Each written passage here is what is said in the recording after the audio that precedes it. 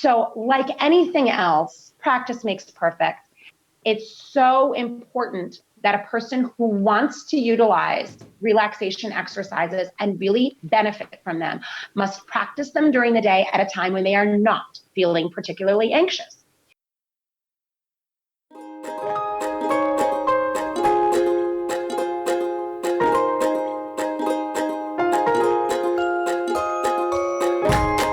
Hello, welcome to the Sleep to Healthy. I'm your instructor, Dennis Trumpy, and this is lesson number 8, titled Relax or Suffer. In the last lesson, titled Sleep Myths, Unlearning Sleep, we learned about sleep myths and how many of the beliefs you have about sleep are simply not true. You learned how to counter media sleep myths and how to challenge your own personal beliefs about sleep, learning to turn a weakness into a strength. In this lesson, we're going to learn how relaxation is critical to sleep. In fact, relaxation is the gateway to sleep. You simply cannot sleep without being relaxed. The brain won't let you do it. You may be reluctant to embrace relaxation techniques, thinking they're too new agey or touchy-feely. But I'm going to show you how the relaxation response is grounded in hard science. It's not an elective part of CBTi, but a mandatory part of the core curriculum. Stress is the number one sleep killer, so we need to get your stress levels down so sleep can come naturally and easily. If you don't learn to control your stress, well, then you can kiss your goal of sleeping well goodbye. If you have not listened to previous lessons, fear not, because you will still benefit from listening to this episode. If you look at all the CBTi, or Cognitive Behavioral Therapy for Insomnia elements, that this course is based on, you will see that all deal directly or indirectly with reducing your levels of stress, especially around bedtime. There are basically two ways to deal with stress: prevention and temporary repair. As with most things in life, prevention is preferred over a temporary repair. It's better to take a sliver out than it is to cover it with a bandage. It's better to have a bad tooth pulled than to take pain relievers every 4 hours. Better to stop smoking to prevent lung issues than it is to go on oxygen. In most cases, the repaired option is suboptimal to prevention. And the same goes with sleep and stress. If you can prevent stress from building up in the first place, you're better off over experiencing stress and then dealing with it through relaxation. Relaxation is not a cure, it's a band-aid solution. Sometimes all you have is bandages and no tweezers for your sliver, so bandages are the best option. If you have tweezers, use them. In the first place, the relaxed state may never feel as good as it would feel if you never experienced the stress in the first place. In the second place, you've suffered through the stressful thoughts and event, sometimes needlessly and oftentimes repeatedly, many times per day, and often for many days or even months or years. This lesson is all about repairing your mind from the damage of high stress. It's about getting your stress response tuned down to a point where you can relax and fall asleep. The last lesson on sleep myths, that was all about prevention. It was about how to avoid having stress build up in the first place. By reframing stressful situations, taking them from less helpful and less true perspectives to more helpful and truer perspectives, you stop the stress from building up in the first place. This is always the preferred option. As an example, suppose you've had several nights of poor sleep and as a result feel sleepy, irritable, foggy-brained during the day. You keep ruminating over and over how this event is ruining your life. You feel the stress all day long and it's interfering with your sleep. You have two choices: the temporary repair or prevention. Let's start with the temporary repair. You go into temporary repair mode when you do some relaxation exercises each evening to trigger the relaxation response. Your stress level goes from an 8 down to a 5. This helps somewhat, but each night you don't sleep well. The same stressful thoughts well up. You suffer during the day due to the stress, and you have to spend time each evening going through relaxation exercises to calm your mind. The problem is that the root cause, your unhelpful, inaccurate thoughts, are never dealt with, so you must repair the damage night after night. The alternative is prevention. In this case, you pull out your CBT worksheet that you were given in the last lesson, and you work through your thoughts and actions that are causing the stress. You reframe the experience from one that appears to ruin your life to a more modest and honest assessment of an inconvenience, not a disaster. As a result, your stress melts away. Each time you notice yourself having the old thoughts, you catch yourself and replace them with the new beliefs. Over time, you don't even think about the old thoughts anymore. The stress is gone, and even after a few nights of bad sleeps, you're likely to start sleeping well again because you just don't worry about it. But I know from experience that this is easier said than done. I've been practicing CBT for many years, and yet some stresses are just hard to break. For me, having a boss I disagree with on key issues seems to be an unshakable stress. I can write it out and reframe it, but every time I think of my boss, my blood boils. Sometimes the brain just doesn't like following a formula. It has a mind of its own. Today's lessons are for those stressors that you seem to have trouble controlling. It's comforting to know that even for those uncontrollable stressors, there's a bandage to help relieve the pain. I should mention here that I don't mean to minimize the difficulty that it is for those who have experienced extreme trauma or who have mental illnesses to change their thoughts. That is a different beast that I can't cover adequately in this course. I'm talking about the automatic negative thoughts, or ANTs, that arise from life's disturbances. Most unhelpful thoughts by most people can be altered over time. That is what CBT, or cognitive behavioral therapy, does so well. For those stresses that are left over, relaxation techniques is what we will cover in this lesson, and they can be your savior. Last lesson, we talked about the paradox of improving your sleep. We can get stuck in a catch-22 because, in order to sleep better, you need to pay attention to sleep. But the more you pay attention to sleep, the more it causes stress, and the more it stops you from sleeping well. You resolve that paradox by choosing to focus on how you are feeling and functioning, not on your sleep. You don't worry about how many hours of sleep you had. You only worry about how you're feeling and functioning and respond accordingly. This lesson on relaxation fits right into that model. Don't follow my advice on relaxation with the goal of sleeping well. Follow my advice because it's going to make you feel and function better regardless of your sleep quality. Relaxation has a long history in science showing that it can help your relationships, improve your overall health, improve your memory, improve your decision-making abilities, and improve your sense of well-being. That's plenty enough reason to learn how to relax, so don't throw sleep into the mix. It isn't needed, and it will counteract the benefits of relaxation. From the standpoint of a species surviving, sleep is a bizarre phenomena. To survive, we need to be aware of our environment, reacting to dangers, ready to fight or flight at a moment's notice. The great sleep scientist, Alan Richthofen, put it well. If sleep doesn't serve some vital function, it is the biggest mistake evolution ever made. Nature knows how vulnerable we are when sleeping, so nature doesn't want us to sleep while dangers are at hand.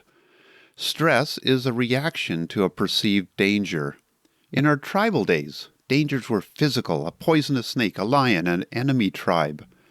When danger presented itself, we fought or we fled. Then the danger was over, and we could return back to a restful space. As long as no panthers were prowling outside our hut, we could sleep. You likely don't live in an environment where you're worried about bears breaking into your bedroom, but you have lots of other psychological stresses. You worry about money. Even if you have lots of money, you worry about it.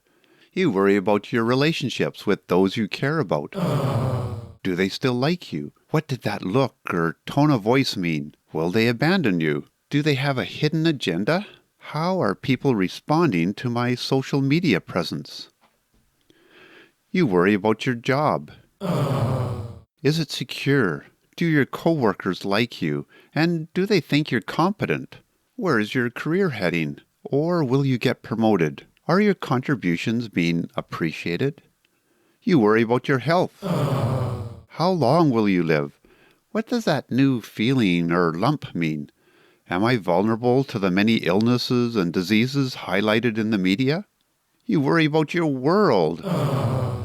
Are the things you value under attack by society? What about pollution's effect on my health and the well-being of the planet? Where are your political leaders leading you? The list, it goes on and on. These are not physical threats that we can deal with quickly and then relax, as mentioned in Lesson 1. Although we have evolved immensely in society in many ways, culturally, technically, spiritually, our basic DNA is the same as it was 80,000 years ago, and in most meaningful ways, millions of years ago. Our world has changed, but we're still hairless apes, bewildered and in many ways ill-prepared for our highly sophisticated technical world. In addition to causing insomnia, living a life of stress causes many other health problems. Many of these are hidden time bombs and will not show themselves for many years. You could look on your insomnia as a blessing, like a dove in the underground mine that warns the miners of an impending doom. If we suffer from insomnia, it's a pretty good sign that we don't have our stress under control. So be thankful that you have noticed that you have insomnia and you're prepared to do something about it.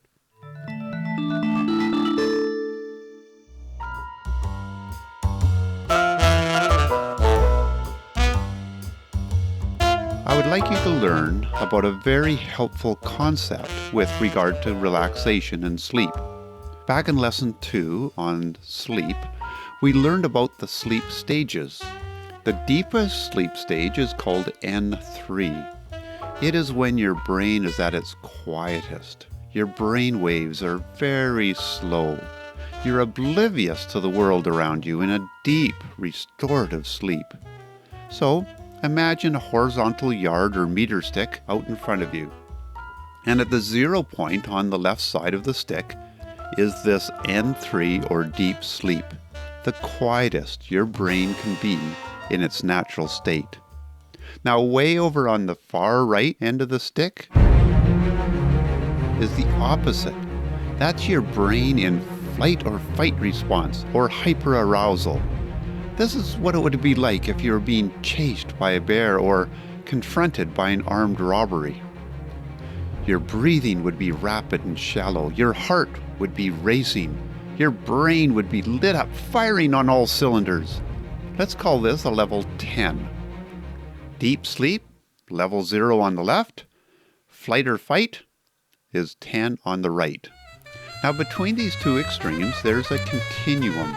For instance, 8 might be what I would call the red flag stage, where there's no obvious danger to life, but you've noticed something potentially threatening, such as a strange noise in your home at night. Next down the rule is a 6, which would be highly alert, but no danger. This might be like working on something important to you, such as completing a work assignment with important consequences. This is the level where you might reside most of the day. Endless items on your to-do list, assignments to complete, commitments to realize, relationships to maintain. You are in high alert, ready for anything. Now, let's go down the scale to a 4, which is a calm, relaxed state, such as being at the beach or relaxing, listening to music. You're aware of your surroundings in the moment, but your danger system is not activated. Next, a level 3. This is where you are just drifting off to sleep, and this is called N1 sleep. You feel safe enough and your mind is calm enough that your brain can begin to shut down the external world and focus inward, ignoring the environment. This is described in greater detail in Lesson 2. Next down the ruler at level 1 is N2 sleep. You are shut off from the world, allowing your brain to do what it does when it sleeps. And finally, far left, N3 level 0, the most relaxed, inward focused you can be. Now, when moving from the higher stages, such as level 6, where you're trying to keep your head above water, down to level 3, which is N1, the entryway into sleep, you cannot just skip over stages. You must go down one stage at a time, and your brain needs time to adjust to each new stage.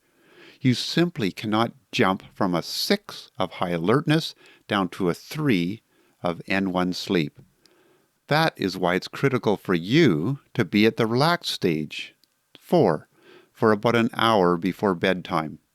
Problem solving, planning, dealing with relationship issues, these are all stage 6 or higher. You cannot go from a stage 6 to a stage 3, which is the onset of sleep, directly. You must go through stage 4, which is the feeling of relaxation. One of your problems might be that you are trying to jump the queue and go from a level 6 down to a level 3 too quickly. Quit trying to do it. It doesn't work. Give your brain the room it needs to move slowly down the measuring stick from level 6 to relaxed at level 4, so it can enter to N1 at level 3. This lesson will help to teach you how to effectively and efficiently reduce your stress level so you can cross over into lullaby land. There are 2 ways you might experience sleep stress. The first is you may have trouble turning your brain off after a day of running full tilt at a level 6. The second is that you may find that even if you're relaxed, you suddenly jump to a level 6 or 8 or perhaps even a 10 when it comes time to sleep. This is sleep anxiety. Either way, this lesson will help you. This lesson we have a new guest, Dr. Stephanie Silberman. Dr. Silberman is the author of the Insomnia Workbook, a comprehensive guide to getting the sleep you need. Dr. Silberman is a clinical psychologist and a board-certified sleep medicine specialist. She's a fellow of the American Academy of Sleep Medicine, but also a working mother, wife, and community activist.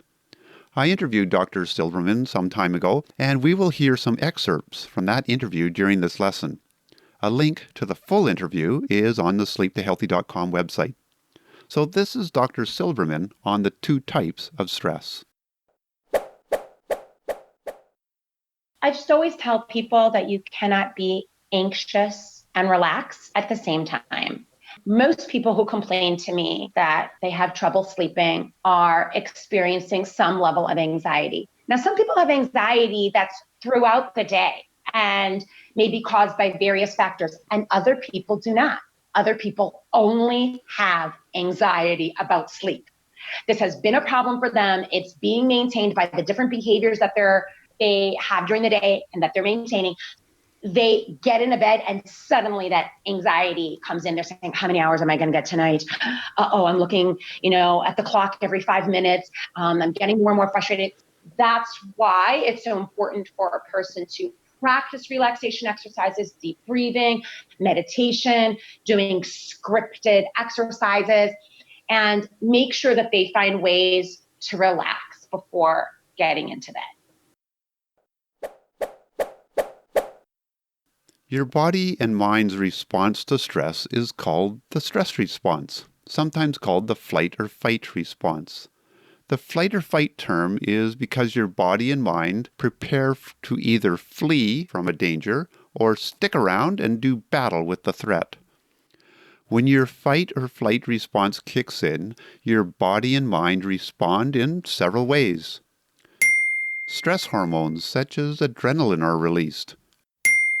Heart rate, blood pressure, breathing all increase.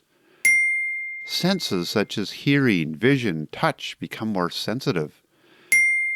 Blood flow to the stomach and extremities decreases, while flow to the brain and the vital organs increases. Muscle tone increases, sweating begins, and blood sugar levels increase. Our brain goes on high alert. Anything that causes the brain to respond with the stress response will be programmed in, and the brain will become more and more sensitive to the same trigger. You might recognize a number of these responses are tied to chronic illnesses connected to stress, such as stomach ulcers, high blood pressure, cardiovascular diseases, and diabetes. Our bodies are designed for an occasional flight or fight response, not continual stress, which you might be experiencing. The good news is there are effective ways to control our stress response. The most scientific approach was developed by Dr. Herbert Benson called the Relaxation Response. There is even a book devoted to this by Dr. Benson, and I'll put a link to it in the show notes at sleeptohealthy.com. Here's what you need to know. It had been observed that many religions and cultures had practices that helped members of society control their mind and body and reduce stress. By studying ancient religions and cultures and combining this with scientific measures and controls, Dr. Benson was able to whittle down millennia of wisdom and practices into a few essential elements to reverse the stress response. These elements are 1. A quiet place with eyes closed to minimize distractions. 2.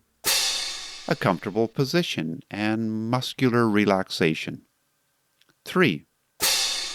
A mental focusing device such as breathing, a word, or an image to shift the mind away from distracting thoughts. And finally, 4. A passive disregard of everyday thoughts. These are the essential elements for a session of calming meditation. Before we get into the details of this, it is helpful to let you know that there are many resources in many formats that can help you learn this technique. I use an app called Headspace, as they have a series of meditations specifically for anxiety that I've found to be very good. There's also an app called Calm. These are both paid apps, but there are also free meditation apps.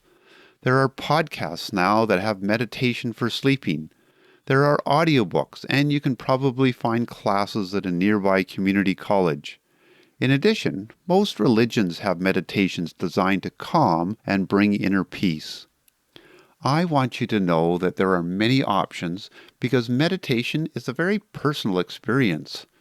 You may benefit from the practice we will describe here, but if this doesn't work for you, explore and you will find something that suits your tastes, beliefs, and budget. I'm going to focus on the relaxation response because it gets meditation down to its most basic form and it shouldn't conflict with your belief system. Also, if you explore other techniques, you will be able to make sure that they include these basic elements. There are lots of different methods out there, and not all are designed to produce calmness. One thing to watch for with meditation is that it doesn't induce stress. This sounds counterintuitive, but since your mind is quiet and not being distracted, it will want to drift towards stressful thoughts and problems that you are dealing with.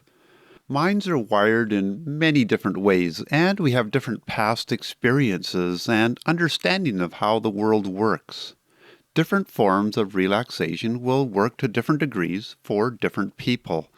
So do some experimenting and find resources that work best for you, and especially be mindful that your chosen method induces relaxation, not stress.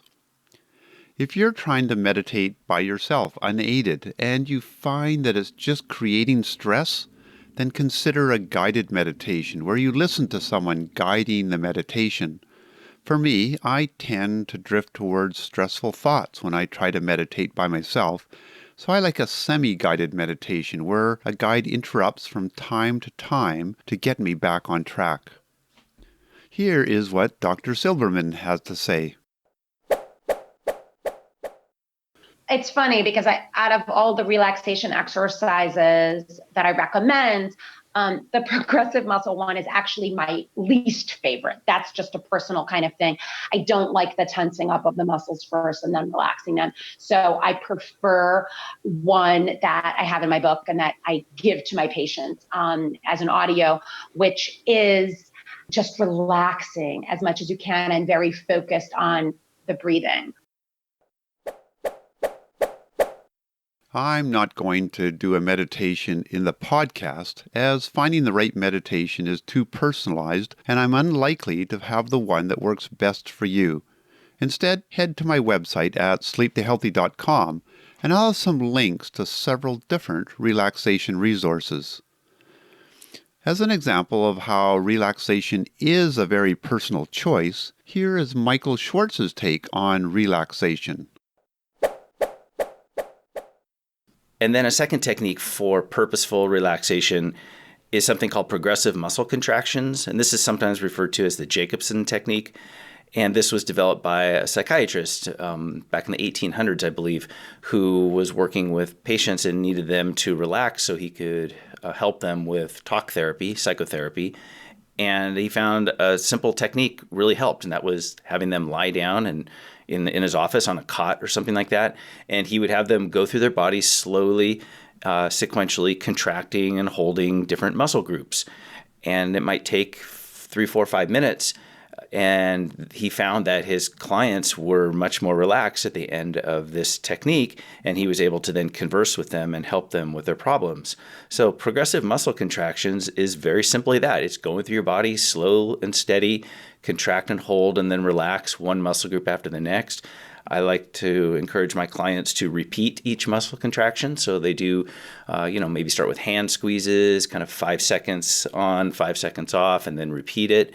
Kind of slowly, steadily just working their way through their body. And any muscle that's not comfortable, like for example, when I do this, my calf muscles can cramp real easily. So I kind of just bypass those. So it shouldn't feel uncomfortable. If it does, for that matter, the breathing technique or the muscle contractions, if anything's uncomfortable, you should stop what you're doing and take care of yourself. Please contact me with any resources you know of that you have found helpful so I can add them to the list. Using the technique of the relaxation response, Dr. Benson was able to identify physiological changes such as slower brainwave activity and mental quieting, reduced secretion of stress hormones, reductions in heart and breathing rates, and in some cases blood pressure, increased blood flow to the extremities, and relaxed muscles throughout the body. Over the years, the relaxation response has been shown to improve many health problems related to stress that we mentioned earlier. In addition, many scientific studies have shown that the relaxation response is an effective treatment for insomnia. It's a great life skill to learn and practice. My hope is that our schools will eventually have meditation taught as a core life skill. The relaxation response can be practiced any time and even several times a day. Morning practice helps set a positive tone for the day. Midday practice helps reduce stress as it builds up. Evening practice helps reduce stress before bed. And practicing in the middle of the night, if you can't stay asleep and you're out of bed, gives you something that is both calming and beneficial to do. Meditating in the middle of the night is often my go-to method for getting back to sleep. I do my meditating lying quietly in bed. Then I have a win-win situation. If I fall asleep during the meditation, then that's great because I want to fall asleep. If I'm still awake at the end of the meditation, then that's great too because I've had a full meditation session. Many relaxation responses are also helpful. These are times when you take a moment to become aware of your situation and relax. We can do one right now. Don't do this if you require intense concentration right now, although you probably shouldn't be listening to this podcast if that's the case anyway. First, just become aware of your body. Close your eyes if you're able to, but it's not necessary. Take a deep breath over the count of 4. 1, 2, 3, 4. Hold it for a count of 4. 1, 2, 3, 4. Release the breath over a count of 4. 1, 2, 3, 4. And wait a count of 4 before breathing again. 1, 2, 3, 4. I call this the 4-4-4 or 4x4. This 4-4-4 or 4x4 technique is great anytime to do a quick de-stressor. Let's do 3 sets together. Take a deep breath over the count of 4. 1, 2, 3, 4. Hold it for a count of 4. 1, 2, 3, 4. Release the breath over a count of 4.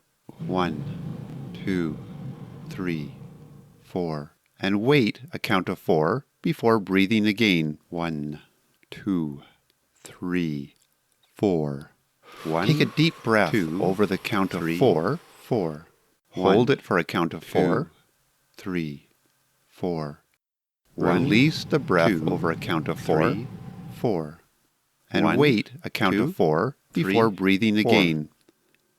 1. Take a deep breath over the count of 4. 4. 1. Hold it for a count of 4. 3, 4. 1. Release the breath over a count of 4. 4. And wait a count of 4 before breathing again. 4.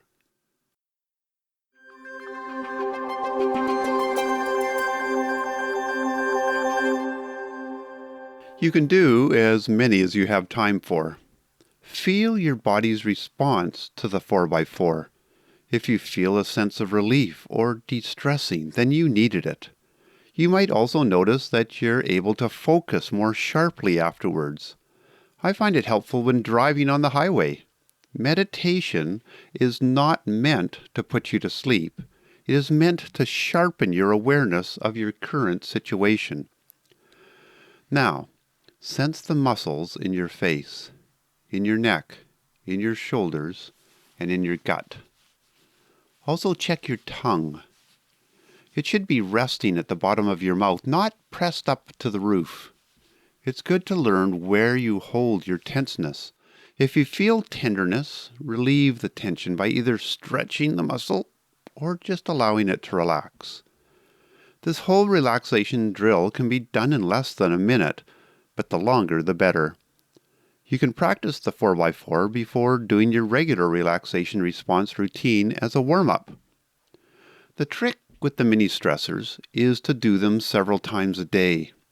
A great way to make sure they happen is to tie them to any action you take during the day on a routine basis. For instance, every time you drink some coffee or go to the washroom, maybe each time the bus or subway stops, or when you get up from or sit down in your chair, or when you go to the water cooler, and so on.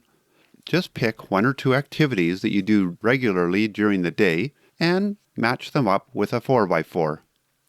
At the beginning, put a sticky note to remind you, but after it becomes a habit, you can do away with the sticky note. Now let's go over how to do a full relaxation response. It takes about 15 or 20 minutes to get the full benefit, but any amount of time is better than none. So it's better to fit in a 5-minute session than it is to do nothing because you don't have 15 or 20 minutes to spare. Also, with practice, you can take less time if you want, as the relaxation response will kick in earlier each time. But don't make efficiency the objective, make quality the objective. At the end, you should feel relaxed, focused, and energized. Again, don't do this exercise if you require focused attention or if you think it might put you at risk of falling asleep when sleep is not appropriate. You be the judge. Okay, so first, find a good location where you are unlikely to be disturbed. There should be minimal distracting noises, although some background noise can be helpful. You will likely find it helpful to get a timer with a gentle alarm so you don't have to worry about watching the time. Then, get into a comfortable position.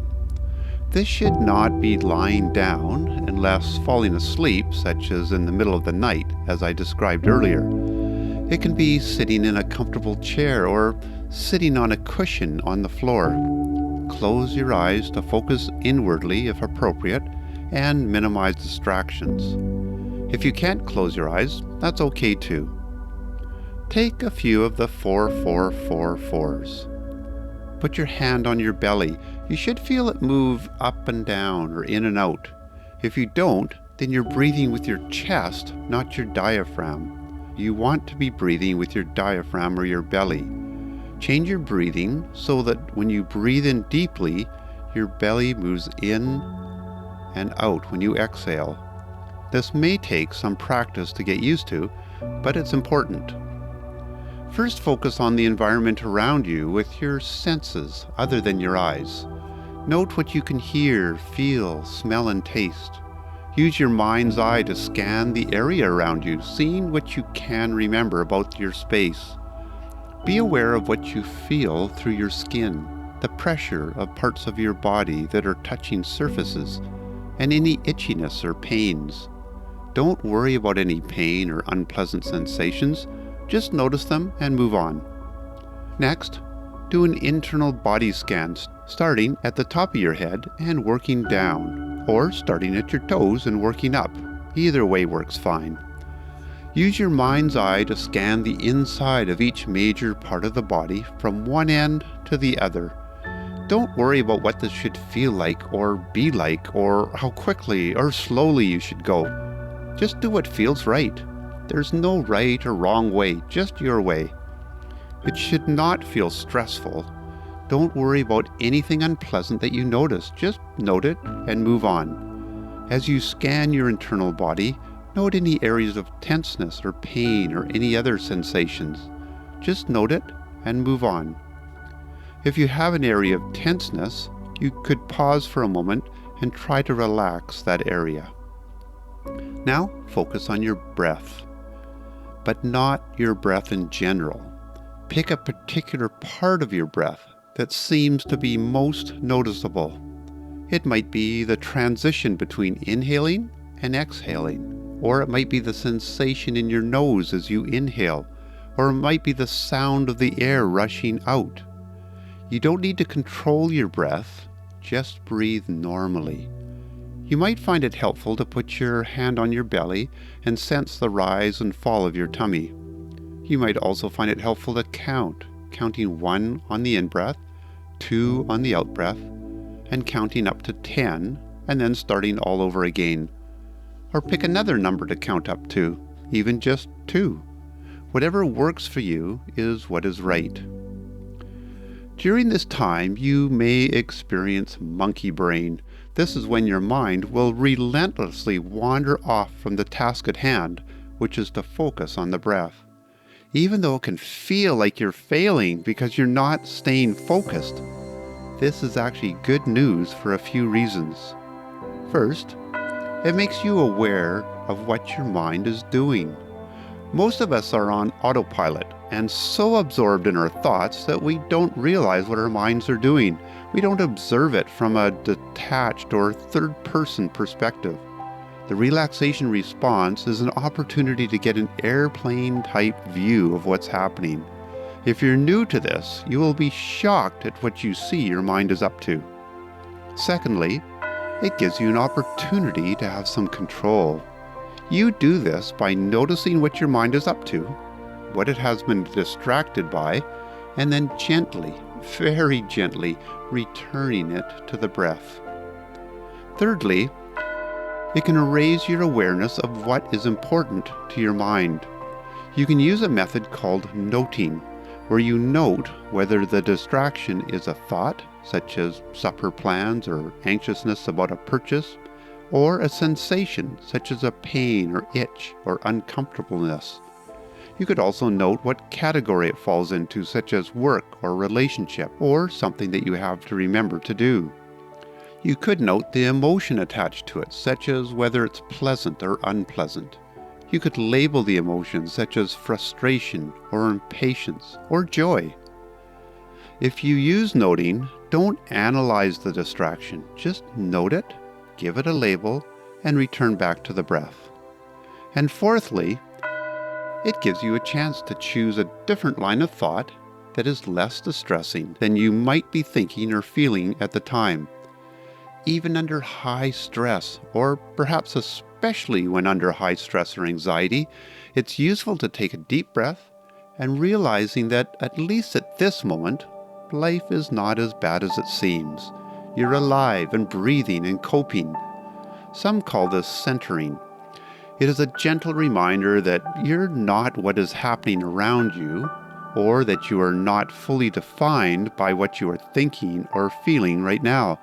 For instance, you might be having an anxiety attack and reacting with panic and judging that you are a failure or overly sensitive. A deep breath and putting yourself in the place of the observer helps you realize that you're more than the panic or the judgment. You can treat your distractions like a child, and you are the patient and wise adult. Imagine walking with a toddler down a path. The toddler gets distracted by so many things. First, it's a flower in the grass. When you notice them off the path, you gently and patiently call them back to the path. Then they're distracted by a butterfly, and again they wander off the path. And again, amused by their young, impressionate mind, you call them back to the path. You have infinite patience as you are old and in no hurry, and the child has infinite curiosity. Try to have the same approach with your mind's wandering. Don't be impatient or frustrated. Just observe, be amused, and gently nudge your mind back to your breath where you belong. The irony of meditation is that meditation is great, whether it goes well or not. It's like my uncle used to say about fishing. The fishing is always good, whether the fish are biting or not. That is the attitude to strive for. The days when you have the hardest time focusing and keeping the monkey at bay is the day when it was most important that you took the time to meditate. Even if it feels as if you've accomplished nothing, you have accomplished a lot. The days when you have great concentration is a time to be thankful and experience what it feels like to be at a lower stress level. The value is in the journey, not the goal. Also, the less you feel like doing relaxation response, the more you need it.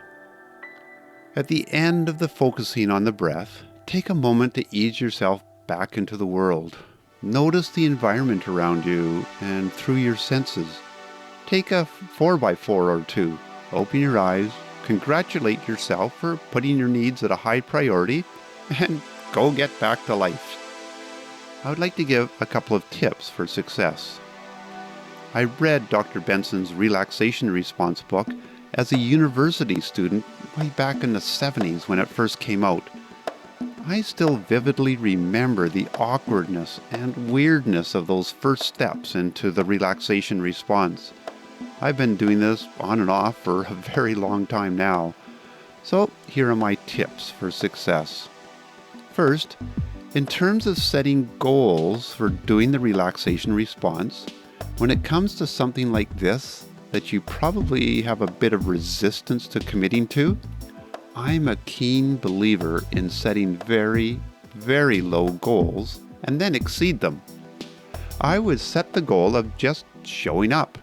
Your goal is to set a time and place where you're going to show up to do the relaxation response. That's it.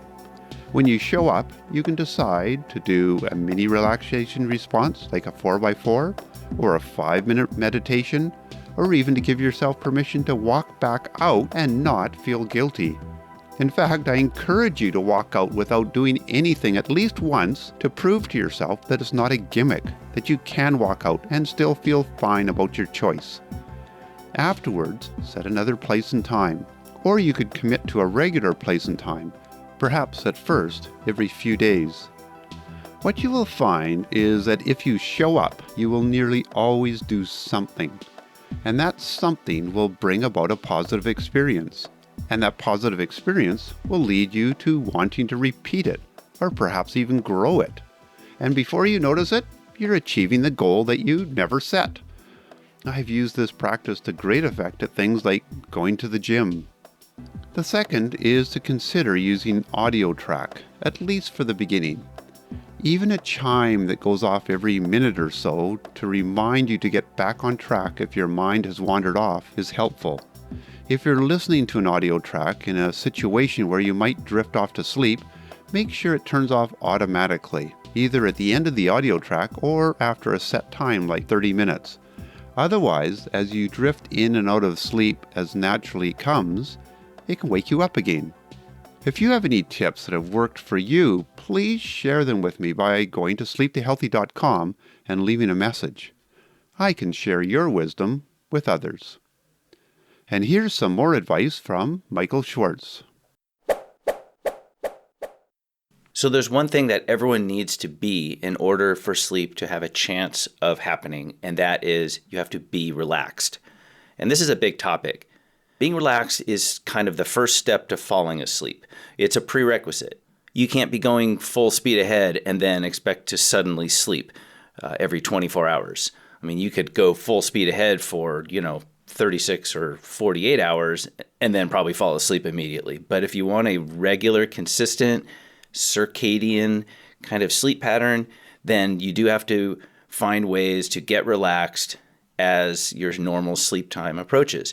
And when I'm working with a client who's come to me for guidance for their sleep, I talk about two types of relaxation. I talk about the physical side, and then I also talk about the mental side. So I look at both kind of in the same context. For physical relaxation, most people want to wind down and relax in the evening to get themselves ready to sleep. And there are some signs that can indicate you're not relaxed. Things like muscles feeling tense, or you feel exhausted, or your hands are kind of cool, or your breathing is a little bit shallow and maybe rapid. So these are signs that you're not physically relaxed. Mentally, it might involve things like your mind is just very active or worrisome. You have racing thoughts, or you're kind of anxious, and you just can't really settle yourself down very well. So an active, anxious mind can be a sign that you're not mentally calm, you're not mentally relaxed. Okay, so, and I look at both of these. Let's first talk about physical relaxation. Okay, so in the evening, most people want to wind down, relax physically. There's a couple tried and true techniques, and I'm just going to briefly describe them, and you can look them up.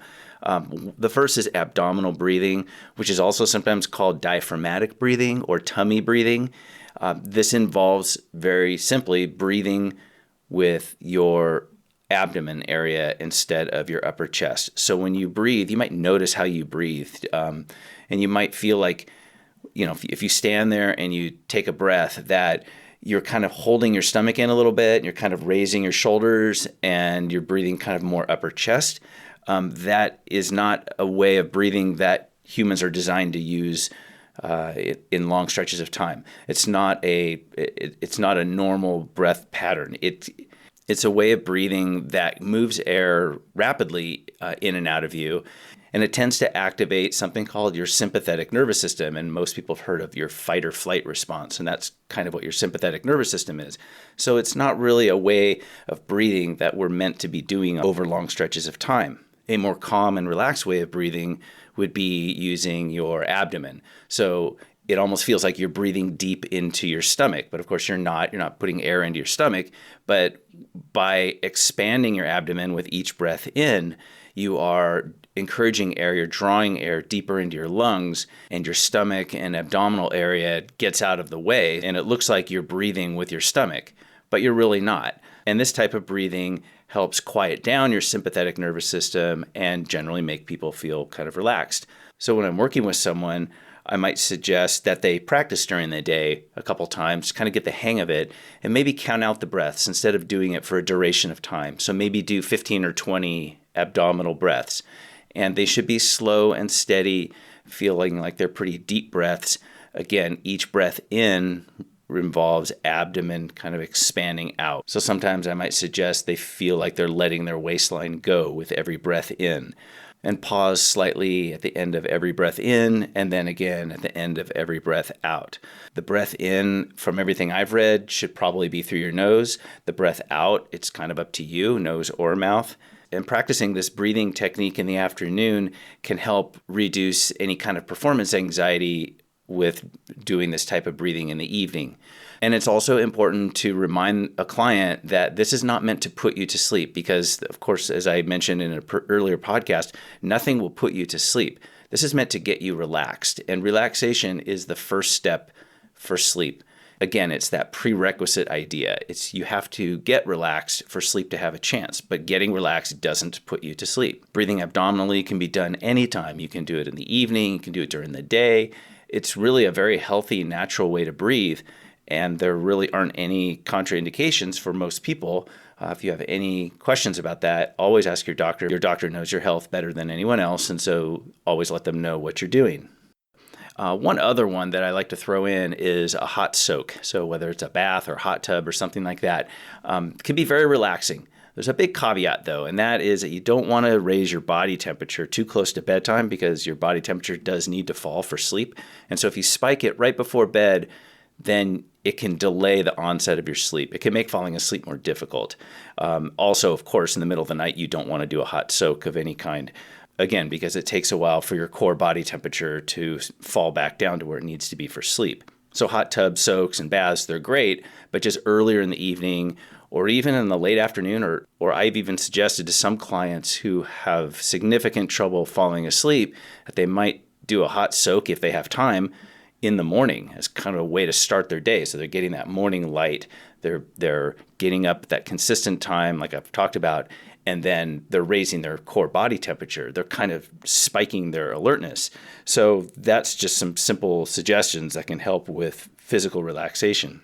And again, you want to talk to your doctor if you have any questions or concerns about physical relaxation. There are a lot of videos on YouTube, some of course are better than others, that can describe these techniques. So those are some simple suggestions for winding down physically, becoming physically more relaxed, which is a requirement for sleep. So that's it for Lesson 8 on relaxation. Next lesson is the final lesson in the CBTi course on curing your insomnia, and the last of the 5 elements of CBTi. I will be covering sleep tips. Don't sabotage your sleep. So far, we've been focusing on what you can do to improve your sleep. In the sleep tips lesson, we will focus on what not to do so as to avoid undermining your progress. So today I want to talk about something that most anyone with insomnia has been told, and that is good sleep hygiene. Yay, sleep hygiene. The deal with sleep hygiene is that it's kind of like other types of hygiene, like dental hygiene, let's say. It can help keep problems from showing up in the first place. Like you brush your teeth to keep your gums healthy, your teeth healthy, and all that. But if you have a cavity in a tooth, you can brush all you want, and that cavity is not going to go away. It doesn't take care of a problem that has already started. It kind of helps keep the problem away in the first place. You got to think of sleep hygiene kind of in the same way. It's not going to fix your insomnia. If you have chronic insomnia, this is not a big answer to it. But it's what most people are told. If they have sleep trouble, they're told, you follow good sleep hygiene practices. And okay, that's great, but that's not going to make their insomnia go away. This lesson, like others, comes with an assignment. You can find the assignments at sleeptohealthy.com. Your assignment for this lesson is to find a relaxation technique and start using it. Let me know what's working well for you so I can pass it on to others.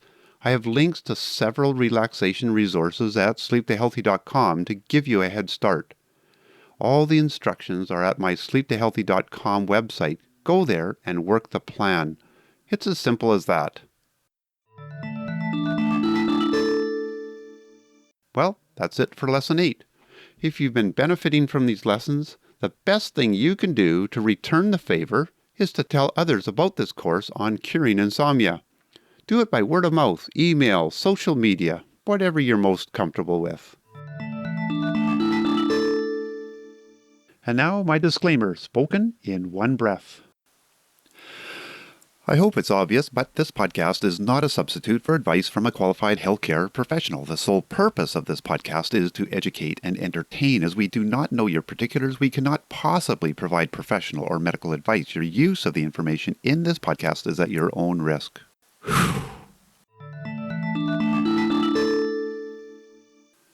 You don't need tons of sleep trivia and people's opinions about sleep. You just need to know proven instructions on what you can do today to sleep better tonight so you can feel and function better tomorrow. This also allows you to repeat lessons, as it's hard to absorb all the information the first time through, and the information will make more sense after you've had the context of the whole course. And that's about it. Thanks for joining me in my sleep class. I look forward to seeing you again on the next episode of the Sleep to Healthy podcast. See you then.